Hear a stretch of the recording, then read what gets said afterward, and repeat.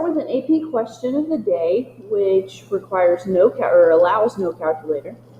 Which of the following limits does not exist? So it's a 1, 2, and 3 question. These can be a little tricky, so you have to be careful with them.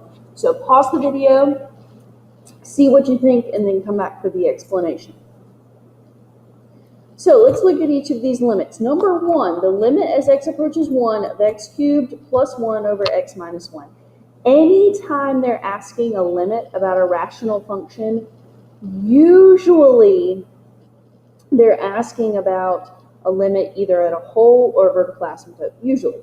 But we should still plug it in just to make sure. It may have an answer. So when we plug in 1, we get 1 cubed is 1, 1 plus 1. Okay, so we get 2 on the top, but we get 0 on the bottom. So we get 2 over 0. Usually, if you get just 0 on the bottom, that means that your limit does not exist. But let's factor it. That top is factorable. Let's start the factoring process and just see if 1 may be a whole. Okay, you should be able to see that it's not, but let's just check. If we factor that using the sum of perfect squares, here's the factoring.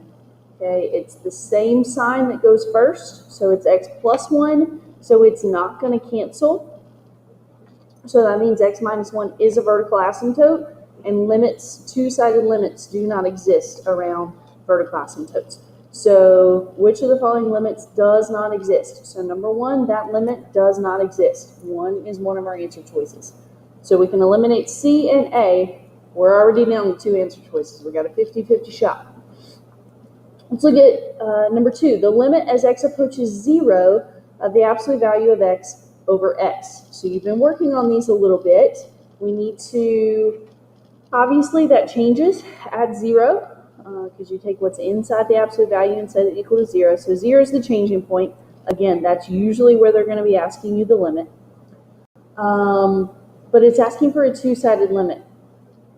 So the one-sided limit, the left side, we change the sign.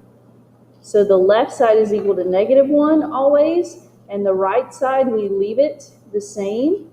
And we simplify, so the right side is equal to +1, so our left and our right sides do not agree, so limit number 2 does not exist. So really, and technically, we didn't have to do that, because if we were confident in number 1, number 2 is in both of the possible answer choices, so just something to think about there.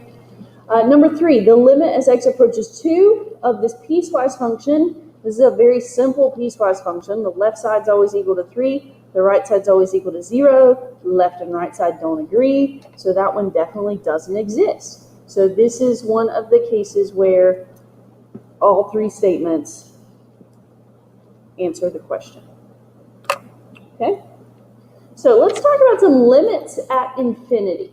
Okay, let's talk about some limits at infinity. We've talked about a bunch of limits so far. This is the last one we're going to analyze here for a little while. Let's talk about limits at infinity. So let's start with a few. These are on your worksheet. A worksheet has the pictures and the examples of these, so you can look at that. You can come see me, Surrey Central students. You can come see me for a hard copy if you want one. Here it's asking us the limit as x approaches -infinity of this rational expression.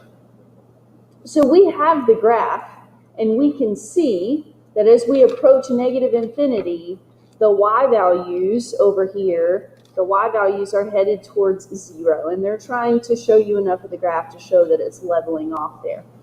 But what if we didn't have the graph? Okay, I know that infinity is not actually a number, but let's just kind of pretend that it is for a second. Let's plug it in. Okay, let's plug it in. So we've got infinity plus 2 in the numerator over, it's negative infinity. Negative infinity squared plus negative infinity plus 1. Now, infinity, let's think about it. It's the biggest number that we can possibly imagine. So if we add 2 to it, that's not really going to change the whole overall number. So we can ignore that part.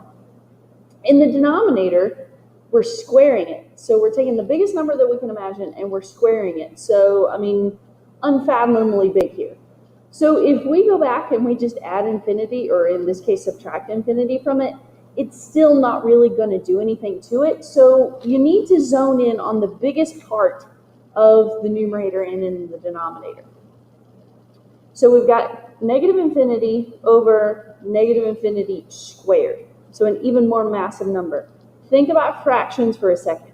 The bigger your denominator gets, the smaller your overall number gets. Okay, so for example, start with 1/2, 1/3, 1/4, 1/5, 1/6, 1/7, 1/10, 1/20, 1/100th. The bigger that denominator gets, the smaller and smaller our numbers are getting. So because that denominator is so much bigger than our numerator, that's why we can kind of logically say that it's 0 without relying upon the graph. Okay, let's look at number 2. This is also the limit as we approach negative infinity. We can look at the left side of our graph. That's negative infinity over here is where we're headed. The y values are headed towards negative infinity. Let's apply that same logic. Let's plug it in. Negative infinity cubed over negative infinity squared. So those 3's kind of cancel. Remember, I'm ignoring that -2 because it's not really affecting my answer. We've got a flip-flopped relationship here. This time it's bigger on the top. So remember rules of exponents? You subtract them. So cubed minus squared. So that kind of leaves us with just negative infinity to the first in the numerator. So there's your limit right there without even having to graph it and look at it. Okay, let's look at number 3. Okay, I'm going to start, since I just have a blank graph, I'm going to start with kind of that logic of plugging it in to see where I can get. Okay, I only plug it into the biggest parts. Okay, I only plug it into the biggest parts. And this time I've got negative infinity squared over negative infinity squared. Those kind of cancel with each other. So I'm thinking that this limit should be 2. Let's look at the graph. Okay, let's look at the graph of this rational expression. Hopefully, just by glancing at it, you can tell that we have vertical asymptotes at +2 and -2. If that does not automatically flash into your brain, you need to check up on those rational expressions. Okay, positive and -2 give us vertical asymptotes, but we're not worried about that part. We're talking about its behavior on its ends. So here is the graph. I'm not going to draw it just for the sake of time, but you can sketch it there on your paper if you want to. But we can see here that our function's kind of leveling off. Let me go to the table just to show you what's happening. I'm going to head in the negative direction. Look at what our y values are doing there. They're getting closer and closer and closer. The change is becoming smaller and smaller, but it's getting closer and closer and closer to 2. Okay, so that confirms what we got there. Let's look at number 4. The limit as we approach positive infinity of negative 3x squared over 4x plus 4. Don't forget that negative in front. Plug in infinity into the biggest parts of the numerator and the denominator. Okay, we're talking about infinity squared over infinity, so the 3 and the 4 really don't have any emphasis on that because it's bigger on the top. So I'm just going to kind of mark those out to take my focus off of that. So we've got, don't forget that negative in front. Infinity squared over infinity just leaves us with negative infinity. So I think negative infinity should be our limit there. Again, let's check it. Use our calculator. If you don't have your calculator, then just watch what I'm doing. Plug it into y equals. Now, they are expecting you to do these without a calculator, okay? I'm just using the calculator as a check, but they're expecting you to understand the logic, okay? So we're approaching positive infinity. We're looking at the right side this time. What's our y values doing? They're decreasing there. They're decreasing. I have never done that to my calculator before. They are decreasing down to negative infinity. Wow, yeah, I've never done that before. Okay, let's keep going. Here we go. taking the graph out of it, let's just talk about this concept of plugging in infinity. Looking at this polynomial, the biggest thing that's going to make a difference is that cubed, so that's all I'm going to worry about. When I cube a negative number, the result is negative. Okay, when you cube a negative, the result is negative. So the left side of this polynomial function is headed towards negative infinity. If you think about your cubic functions, this is the typical shape when x cubed, the leading coefficient, is positive. So the left side down here is going towards negative infinity. Here's another rational. We're plugging in positive infinity. We can see that it's bigger on top. X cubed is bigger than x squared. Positive infinity cubed is just positive infinity. Okay, if we throw a square root in there, okay, if we throw a square root in there, still using this idea of the biggest part, but we've got to include the square root in it. Okay, so when we plug this in, this is what we're going to do. I'm ignoring the plus 3, but I've got to include everything else. So let's see what happens. We've got the square root of 2. We need to keep that part. Okay, we need to keep that part. Negative infinity squared, if we square the negative, that becomes positive infinity squared, and we take the square root of it, that leaves us with a positive infinity. Okay, we squared negative infinity.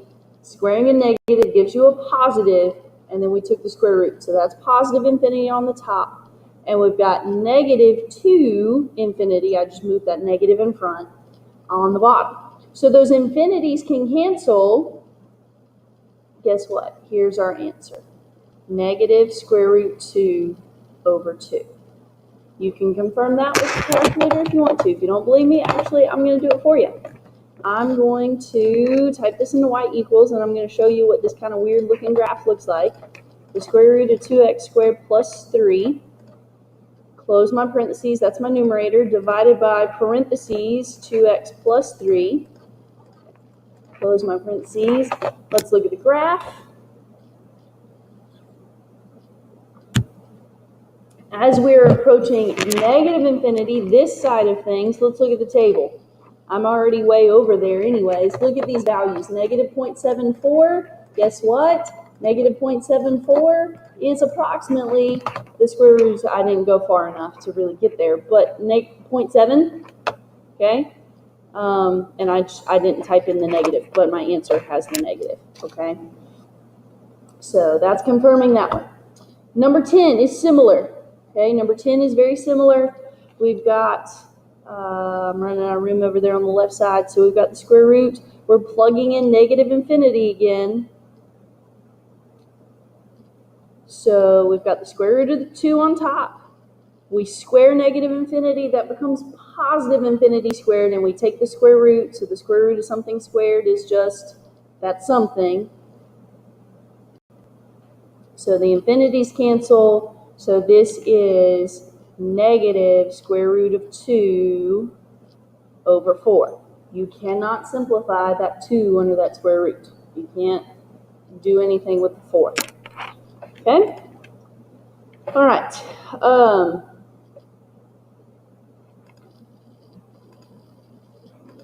So let's look at number 11 here. Let's look at number 11. We need to talk a little bit about logarithms and exponentials, because they like to use those as well. So let's talk about this one. Okay, when we plug in infinity, we've got negative natural log of infinity over infinity to the 4th plus 1. So we need to talk the magnitude game here. We need to talk logarithm versus polynomial. And while we're at it, let's go ahead and throw in exponential.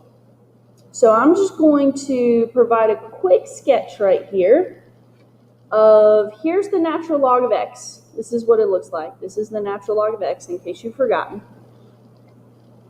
We can't take the natural log of a negative number. I think I mentioned that last week. So it's all on the right side of the graph. it increases. It's always increasing. It just increases slowly. Let's talk polynomials. Okay, x to the fourth. Okay, x to the fourth looks something kind of sort of like this. So it's increasing on the positive side, and it's growing faster than the natural log. And then let's throw in e to the x. E to the x looks approximately like this.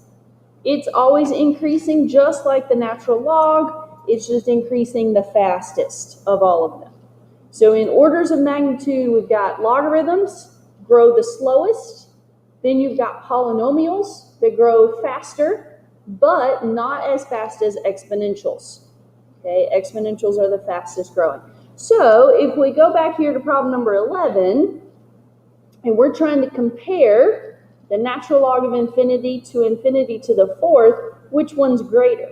Well, infinity to the fourth is going to be greater because it grows faster. So we've got a number divided by a lot bigger number. So that's a really small number, which we consider 0. So we've just got that plus 1 there on the end. Now, I didn't discard the plus 1 this time because it was outside of my fraction. I discarded up here in 9 and 7 because it's within the fraction, and I'm talking about it not influencing that infinity that's in the denominator. Here, it's outside of our rational expression. It could have some influence because our rational expression there is essentially 0. And again, you can graph it, look at the right side of this, and you can confirm that it's approaching 1. Okay, let's look at number 12. The limit as x approaches infinity of negative e to the negative 3x minus 1. Now, I don't like negative exponents. I just don't. So, I'm going to rewrite that exponential. I'm going to fix it. How do we fix negative exponents? Well, we move them. I can move that to the denominator of a fraction. Now, the negative I left in the numerator, this negative right here in front of the e, I left it in the numerator, but I moved the e to the 3x to the denominator, so that becomes positive 3x instead of negative 3x. Now I can talk about, well, let's plug in infinity. Whoops, I'm plugging it in. My limit's gone. All right, negative 1 over e to the 3 times infinity. Well, 3 times infinity just makes it a bigger infinity. And e to the infinity is just a huge number anyways. So a huge number in the denominator, 0. Okay, so all we're left with is this negative 1 on the end here. Okay, so this very important idea right here, you need to know this. You need to know the orders of magnitude of growth. Logarithm's the slowest. It does head towards positive infinity, okay? Let me write that over to the side, and you should write this in your notes. The limit as x approaches infinity of the natural log of x is infinity, okay? It does keep growing. It does keep increasing. It's just very slowly. Okay, x to the fourth gets there a lot faster, or any polynomial, x squared, x cubed, x to the sixth, they get there a lot faster, but not as fast as e to the x. Exponentials are the fastest growing. Or 2 to the x, okay, 2 to the x is an exponential as well, just e to the x is the most common. Okay, so let's talk about a few more of these just to make sure we've got it. I'm going to skip 13 and 14 because I want you to do those. But we need to talk about some trig. Okay, we need to talk about some trig for a second. Let's talk about number 15. The limit as x approaches infinity of the cosine of 2x. Well, if we plug infinity into that, the cosine of 2 times infinity. So we're just talking about the cosine of the biggest number we can think about. Well, think of what cosine does. Cosine is what we call periodic or oscillating. It is always just repeating this pattern over and over and over and over and over for infinity. I mean, as far as you can go to the right, as far as you can go to the left. So this limit does not exist. And the reason why, remember we have those 3 reasons why a limit may not exist, and this is because it oscillates. Now, you don't have to oscillate. You don't have to provide the reasoning, but I do want to give it to you now so you can remember that. Okay? All right. So let's look at number 16. Now, don't jump to the conclusion that number 16 does not exist as well, because I'm going to work you through it here. So if we plug in infinity, or in this case, negative infinity. So we got negative infinity over the cosine of negative 3 times negative infinity, which just gives us positive 3 infinity. So that number on the bottom is always bouncing between negative 1 and positive 1. Cosine of 3 infinity, that's somewhere between negative 1 and positive 1. It's never outside those bounds, because that's what cosine bounces between, negative 1 and positive 1. So the bottom is always between 1 and negative 1. Very small number. We're dividing negative infinity by a very small number. What's the result? Well, that's going to be negative infinity. Okay, it's going to be negative infinity. Let's look at this one. This one is a good one to look at. X over, and partially because sometimes I doubt myself. Okay, there's our function. Make sure we are in, where's my mode? There we go. Radian mode. Yeah, we want to be in radian mode. Let's look at the table. Okay, let's look at the table. As I'm going to negative infinity here, look at what my numbers are doing. They're bouncing back and forth. Wait, hang on. This one may be an oscillating one too. I think it is negative infinity though. I really do think, yeah, this one is negative infinity. It's a really weird graph because they're bouncing back and forth between positives and negatives, but it is becoming increasingly more negative, pretty sure.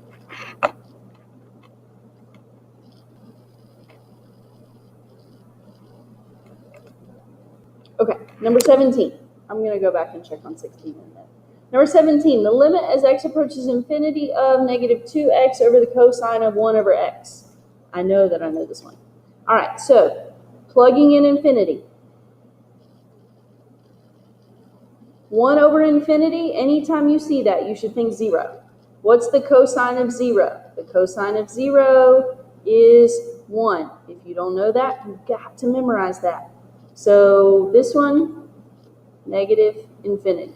So it's negative 2 times infinity, negative infinity.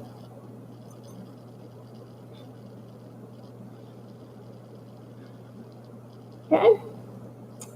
And number 18, we've got infinity times the cosine of 1 over infinity. Again, that's 0. The cosine of 0 is 1, so this is infinity. Okay. Let's check on number 16 really quickly, see if I can find, where is, here it is. Nope, that's the wrong worksheet.